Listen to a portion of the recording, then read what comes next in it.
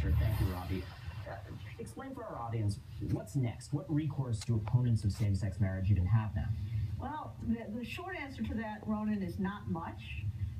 There are a couple of circuits where really only the Fifth Circuit that has not yet been argued, in which there's a pending case.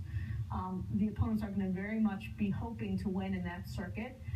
There are cases that have been argued that are yet to be decided coming out of the Sixth Circuit and the Ninth Circuit, but I'm willing to predict that both of those circuits will affirm, which will mean that there will be marriage in those circuits as well. So right now, I think all eyes are probably looking at the Fifth Circuit, which is done in Texas.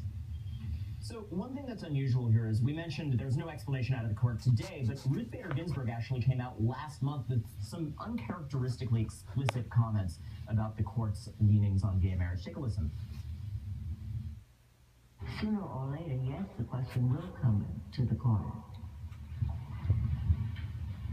But the remarkable thing is how attitudes in this country have changed on that issue, and I attribute it to gay people are ready to stand up and say who they are. When they did that, people looked around, and it was their next-door neighbor of whom they were very fond. It was their child's best friend, even their child. Robbie, why were those comments significant, and why do you think she made them? Well, what she says later, I've read it. I had never seen that. Thank you, Ronan, because I had a hard time staying in my chair. We had to dig a little, but for you, Robbie. I had a hard time staying in my chair, not getting up and cheering as I was listening.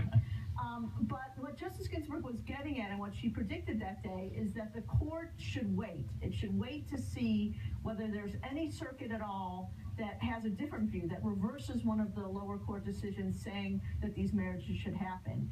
And I think you heard in her explanation the reason behind that. What Justice Ginsburg said, and there's no question that it's true, is that what has moved this country so forward so fast on this issue is the sense that one day some brave person woke up in the morning and got up and said, I'm gay.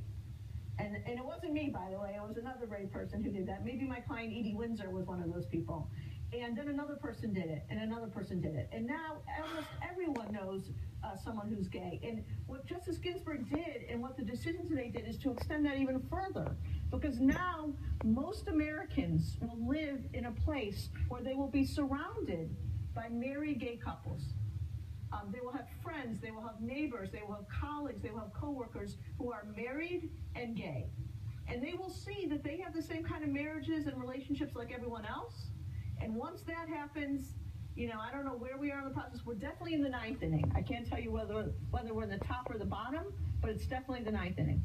It's a time of a lot of change, and you mentioned the courage of Edie Windsor, but it's also a big moment to look at that case, because the reasoning on a legal basis of that case may still be informing some of the actions of this court, right? Yeah, I believe that. I mean, I think the core principle that comes out of Windsor, and that we fought so hard to persuade the court of, is that gay people have the same dignity as everyone else, that they have the equal dignity to everyone else.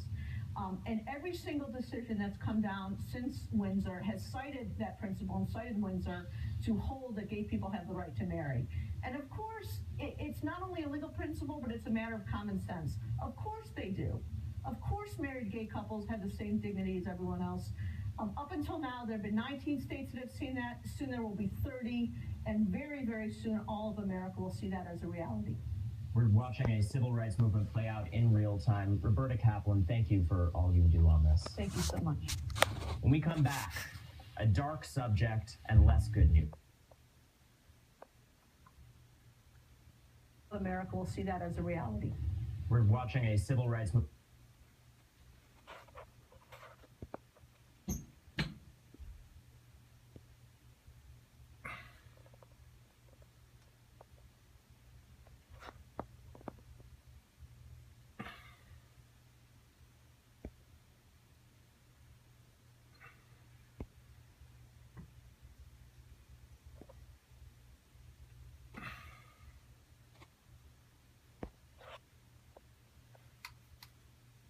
Play out in real time. Roberta Kaplan, thank you for all you do on this. Thank you so much.